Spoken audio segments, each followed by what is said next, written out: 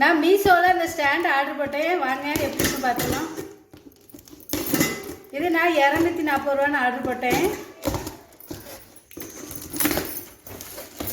இது எண்ணெய் டப்பா எடுக்கிறதுக்கு தான் நான் இதை ஆர்டர் போட்டேன்.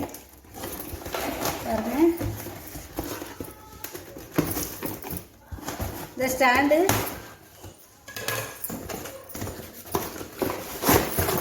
பாருங்க, எனக்கு ரொம்ப பிடிச்சிருக்கு. இது 240 ரூபா இந்த ஸ்டாண்டு.